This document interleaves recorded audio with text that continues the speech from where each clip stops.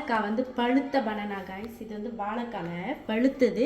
So அதனால் நாங்கள் இன்றைக்கி கேக் செய்ய போகிறோம் காய்ஸ். இதில் ஓகேயா, நான் வந்து க்ளவ் போடலை, நான் வீட்டில் உள்ளவங்களுக்கு தான் சமைக்கிறேன். ஐ மீன் கேக்கை பேக் பண்ண போகிறேன். ஸோ அதனால் நான் க்ளவ் போடலை. ஸோ இந்தமாரி வந்து பனானா வந்து முதல் போட்டுக்குங்க.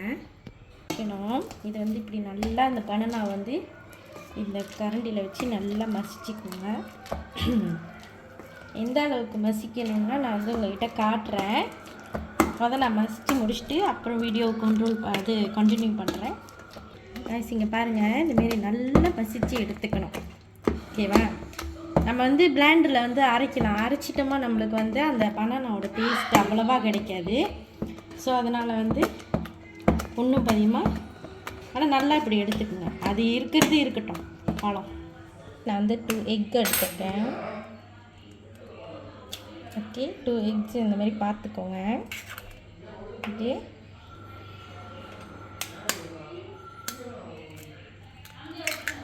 ஓகே இந்த மாதிரி எடுத்துக்கோங்க.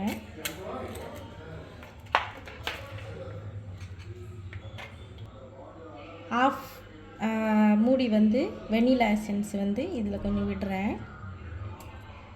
ஆஃப் எசன்ஸ் வெனிலா வந்து இதில் கொஞ்சம் விடுறேன்.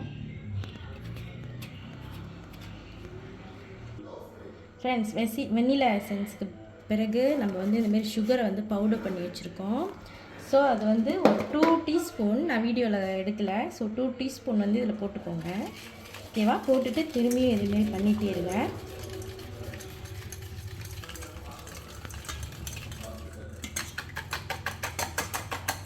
எல்லாத்தையும் நான் வந்து இதில் சேர்த்துக்கிறேன். பனானா நம்ம எடுத்து வச்சோம்னால அதில் சேர்த்துக்கிறோம். பழத்தை கூட சேர்த்துட்டோம்.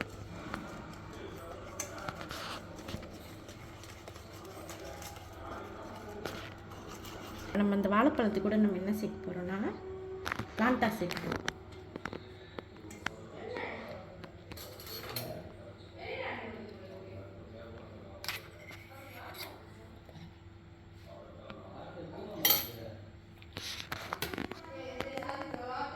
நல்லா பீட் பண்ணணும். இதில் தான் ஃப்ரெண்ட்ஸ் நம்ம வந்து மாவு சேர்ந்து கலக்க போகிறோம்.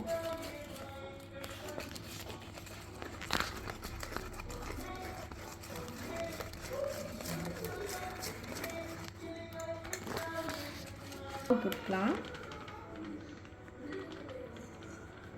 போதுமான அளவுக்கு மாவு, கொஞ்சமாக இப்போ கொஞ்சம் கூடியே வந்து பேக்கிங் சோடா போட்டுக்கணும். அப்போ தான் மாவு வந்து புசிக்கும். ஸோ இது இப்படி வந்து நல்லா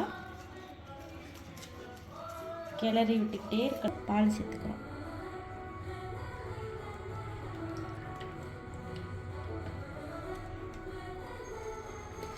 கலந்து வச்சுட்டோம்.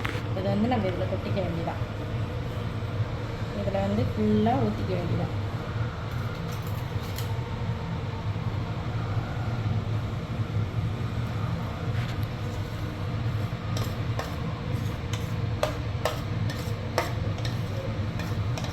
மங்காயில் பரப்பி விட்டுட்டு இப்போ நம்ம என்ன செய்வோம், இதை குக்கூஸ் பண்ண போகிறோம். கைஸ் சுற்றிலும் நம்ம வந்து பிளான்ட்டை தடவிக்கணும். அப்போ தான் இது வந்து கேக் வந்தோடனே நம்ம வந்து அழகாக வெட்டி எடுக்க முடியும். இது வந்து நான் குக்கூஸ் பண்ணுறேன். இந்த சட்டியில் வச்சு கீழே வந்து தண்ணி ஊற்றிடுங்க. ஓகே, ஸோ நம்ம இப்போ மூடி போடுவேன். அது வந்து குக்கூஸ் ஆகும். இப்போ இப்படி ஒரு மூடி வச்சு கரெக்டாக மூடி வச்சிட வேண்டியதான். நம்ம ஒரு 10 மினிட்ஸ் கழிச்சு வந்து குத்தி பார்ப்போம் இது எந்த அளவுக்கு வந்திருக்குன்னு. கைஸ், இந்த பனானா கேக்கு வந்து நான் ஒரு 40 நிமிஷத்துக்கிட்ட வந்து குக்கூஸ் பண்ணேன். ஸோ 40 நிமிஷத்துக்கு பிறகு கேக் வந்து கொஞ்சம் நல்லா வெந்திருக்கு. ரொம்ப நல்லா இருக்குன்னு சொல்ல முடியாது, ஆனால் நல்லாயிருக்கு. நீங்களும் ட்ரை பண்ணி பாருங்கள். அப்புறம் கமெண்ட் பண்ணுங்கள் கீழே. தேங்க்யூ மக்களே.